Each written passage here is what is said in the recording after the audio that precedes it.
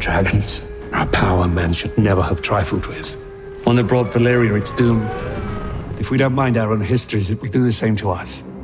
I was fascinated in going back to that time of high decadence and peace and prosperity and seeing the Targaryens at their height. The height of an empire usually means the height of its technology, and so we had to show this idea that this was an opulent and decadent group of people. So you get to see what the realm looks like before it descends into the detritus and post-decadence of war that you see in the original series. Jim and his team created this really immersive environment for not only the cast, but the crew to realize this world and again, immerse people into something. The Red Keep composite was the jewel of the whole piece for me because that's where the bulk of the action is taking place in this season.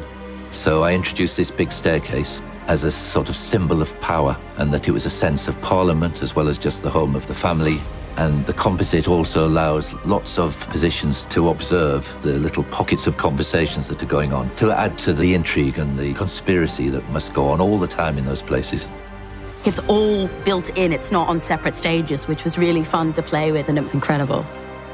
Wow, I've never been on a set like the Red Keep.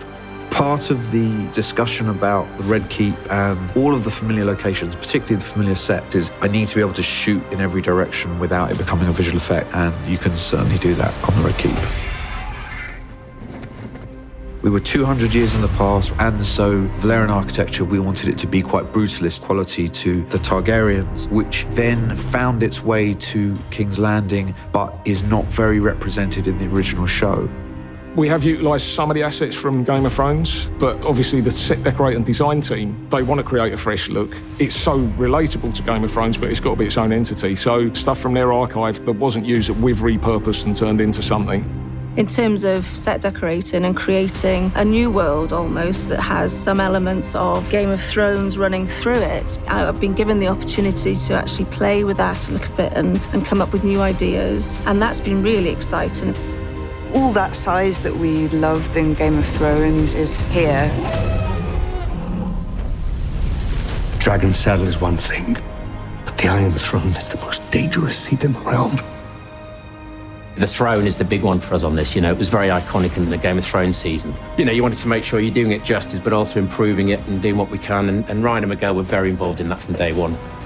I was fascinated with this idea of what if the throne had changed over time in Westeros, and what if there was a whole story to tell about the kind of devolution of the throne to the thing that you see in the original series. This was all about the power of the Targaryen dynasty, and so every element in that throne represented a fallen warrior. The operatic quality meant we needed to reconfigure the throne room, and as a result, the throne kind of spread out and became this carpet of swords. One of the many beautiful things that George did with his creation of Westeros is it really is a truly immersive world, and I'm really excited for everybody to see it.